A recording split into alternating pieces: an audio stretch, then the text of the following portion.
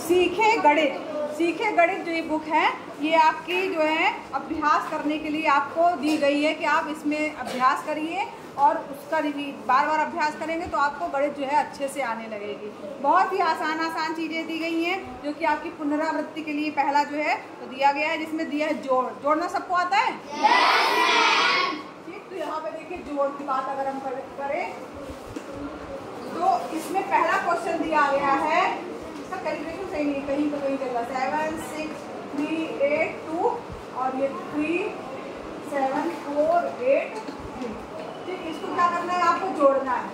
जोड़ना है बहुत आसान है, अंकों को जोड़ते जाना है और अगर जोड़ने पे 10 से ज्यादा आ रहा है तो कैरी फॉरवर्ड में अंक चला जाता है। सबको आता है ना जोड़ना? yes, तो 3 2 5 8 8 16 1 कैरी में आ गया। ठीक है, अब क्या ये 4 3 7 और 1 8 6 और 7 7 3 10 और 1 ये क्या हो गया इसका आंसर? ठीक है, बहुत आसान था ना? इसी तरीके से सेकंड नंबर आपका होमवर्क है, इसको करना है और थर्ड भी आपका होमवर्क है जिसमें अच्छा हाँ थर्ड में जो है कई संख्याएं दी गई हैं और उनको जोड़ना है, तो आप जोड़ सकते हो, बस लिखते समय ध्यान रखना है एक के नीचे एक रख के जो है आपको जोड़ते जाना है। ठीक है, ओके, चलिए आगे बढ़ते हैं। दूसरा क्वेश्चन है आपका, मोहन के पास 1840 और सोहन के पास 1530 है, तो दोनों के पास कुल कितने रुपए हैं? मोहन के पास कितने रुपए हैं? मोहन के पास रुपए कितने हैं? 1840 और सोहन के पास 1530। सोहन के पास कितने रुपए हैं? टोटल 3370। कुल जोड़ना है तो हमें इसको क्या कर देंगे, जोड़ देंगे। 3370 4 3 7 8 5 13 के 3 1 बनेगा 1 2 और 1 है 3370 3370 रुपए। कुल टोटल कितने रुपए हैं? 3370। यहाँ पर जो खाली जगह बनी हुई है, इस क्वेश्चन को इस खाली जगह पर आपको हल करना है। ठीक है, बात नहीं करो, रफ काम कहाँ है तुम लोगों की? लिख भी कर रही हो, जोड़ो उसको, लिखो। अपनी सीट पे बैठो। अच्छा देखो अब, हाँ अच्छा बुक नहीं लाई है, ठीक है कोई बात नहीं, चलो आगे बढ़ो। तीसरा क्वेश्चन आपका होमवर्क है। होमवर्क है, इसमें लिखा है दुकानदार ने मार्च माह में 1500 रुपए का पेन, 18,000 की कॉपियाँ और 10,000 की किताब तथा 2500 की स्टेशनरी बेची है ना, मतलब उसने इतनी चीजों का इकट्ठा किया, कुल कितने रुपए का सामान बेचा? एक बार करना नहीं है इसको इस प्रश्न को जब हल करेंगे तो उसमें क्या करना है, सबको जोड़ देना है, चाहे उसने किताब बेची, चाहे उसने कॉपी बेची, चाहे उसने पेन बेचा, जितना भी चीज बेचा है सबको क्या कर देंगे, जोड़ देना है। ठीक है, समझ में आया सबको? दो जोड़ने पे आकर वही आंसर होगा। यहाँ वर्क भी करने के लिए दिया है, ये आपको करना है, कल करके लेके आना है सबको।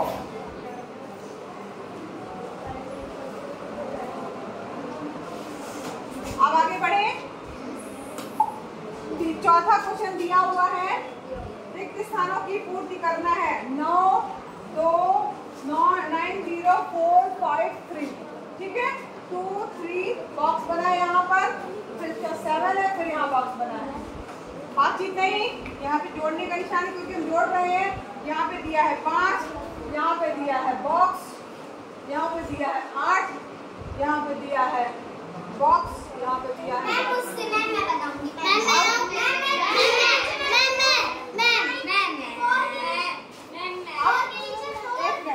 आना नहीं है किसी को। 3 में क्या जोड़ेगी? 7 और 5 12 का क्या लिखा जाएगा? 2। एक कैरी फॉरवर्ड हो गया। 4 और 1 5 में क्या जोड़ेगी? 8 हो जाए 3। ठीक है, क्यों? क्योंकि 4 और 1 5 5 और 3 8। अब इसके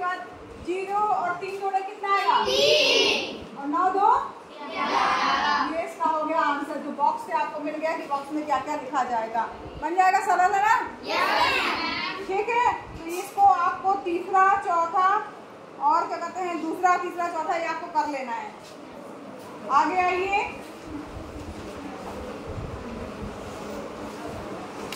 मैम आगे भी ये चीजें पर माइनस।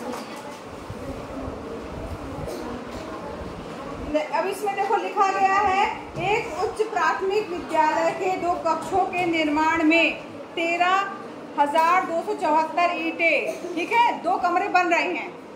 ध्यान दीजिएगा, 2 कमरे बन रहे हैं जिसमें ईंटें लगती ना। कमरा किससे बनता है? ईंट से। तो ईंट में लिखा है कि इसमें 13,274 ईंटें लगी हैं। एक शौचालय बनवाने में 1594 ईंटें तथा रसोई घर बनाने में 2058 ईंट लगी है। इस जानकारी के आधार पर निम्नलिखित प्रश्नों के उत्तर दीजिए। अब क्या दिया हुआ है इसमें प्रश्न? 5वां क्वेश्चन है। मैं करूंगी। क्या दिया है? विद्यालय की कक्षाओं, शौचालय एवं रसोई घर के निर्माण में कुल कितनी ईंटें लगी हैं? क्या कक्षा के निर्माण में? कक्षा के निर्माण में कितनी लगी हुई है? कक्षाओं के निर्माण में कितनी लगी हुई है? 13,200। फिर क्या लिखा? शौचालय, शौचालय के निर्माण में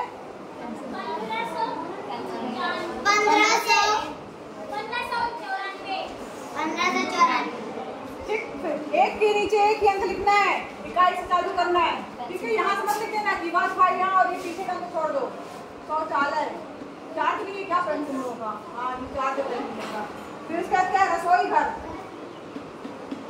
रसोई घर, रसोई घर बनाने के लिए कितनी लगी है? 13,000। नहीं, 2058। इसे मैं अच्छा, कुल कितनी ईंटें लगी? कुल के लिए क्या करेंगे आप? मैं करूंगी। 4 4 8 8 8 16 का 6 8 क्या ही 1 7 और 1 8 8 और 9 17 17 और 5 22 22 का 2 हासिल 2। हाँ, हासिल आई 2 9 3 और 1 6 3 से 5 6 और ये 1। कुल कितनी ईंटें लगी है? कुल 16,926 ईंटें लगी है। यही आपका आंसर होगा। कुल ईंटों की संख्या, ईंटों की संख्या बराबर ये आ गया। ठीक है, समझ में आ रहा सबको? ये इसी तरीके जैसे मैंने कराया है वैसे यहाँ पे खाली जगह जो दिया गया वहाँ आपको करना होगा। ठीक, समझ में भी आ रहा है? अब यहाँ देखो लिखा है रसोई घर के निर्माण में शौचालय के निर्माण से कितनी ईंटें अधिक लगी हैं? तो रसोई घर के निर्माण में कितनी लगी हैं? दूसरा है, क्या क्वेश्चन पूछा गया है? रसोई घर के निर्माण में 2058 ईंटें लगी हैं। घर के निर्माण में ईंटों की संख्या 2058 कितनी ईंट लगी है? 2058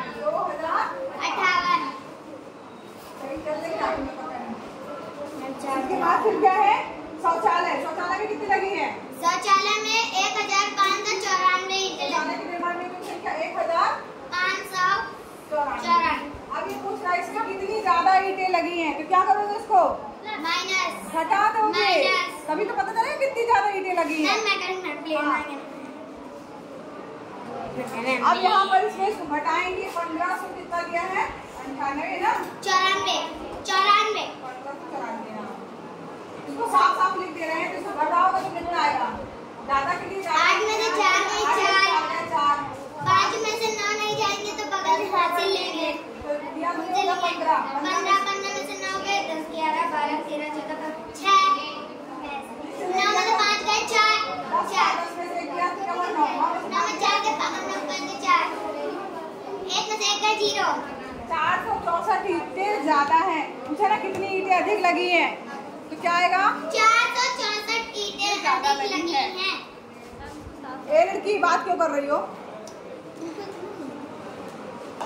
464 ईंटें ज्यादा लगी हैं। ठीक है, उत्तर अलग से लिखिएगा।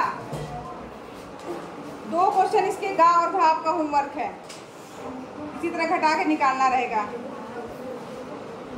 छठवां क्वेश्चन, ग्राम प्रधान के चुनाव में विभिन्न प्रत्याशियों को मिले मतों का ब्यौरा नीचे दिया गया है। यानी पहला प्रत्याशी उसको कितने मत मिले हैं, दूसरा प्रत्याशी उसको 4036 मत मिले हैं, तीसरा प्रत्याशी 3578 मत मिले हैं। 420 मत अवैध पाए गए तो कुल कितने लोगों ने मतदान में हिस्सा लिया।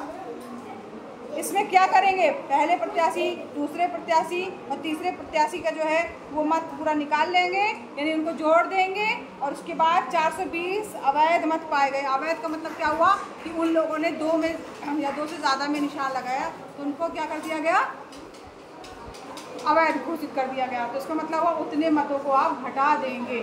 ठीक है, मतलब कि जितना ग्राम लोगों ने दिया था उसको पूरा टोटल जोड़ लेंगे और उसको घटा देंगे, पूरा टोटल आया होगा उसमें से घटा देंगे। ठीक है, उसमें से 420 अवैध मतों को जो है वो घटा देंगे।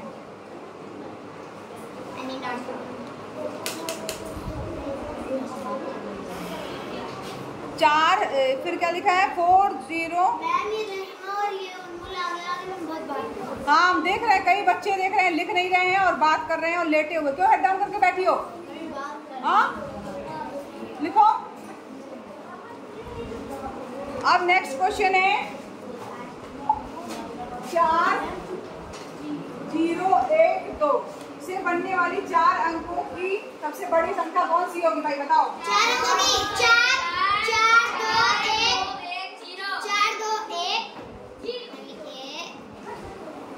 मैम 7 को लिखा है, मैम 7 को लिखा है 4 2 1 0 मैम 7। ठीक है, पागल हो गया। 7 वो सबसे छोटी संख्या, सबसे छोटी 0 1 2 4 नहीं नहीं नहीं 1024 1024 1024 जीरो से क्यों नहीं स्टार्ट किया, क्योंकि 0 से स्टार्ट करेंगे तो संख्या 3 अंकों की हो जाएगी।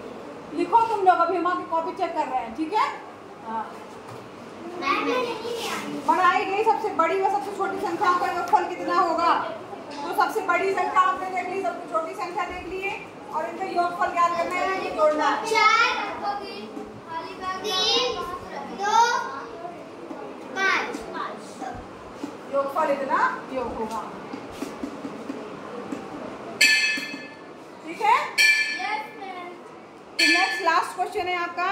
एक गांव में 37,854 पुरुष हैं, 23,480 महिलाएं हैं और 15,360 बच्चे रहते। गांव की कुल जनसंख्या कितनी है?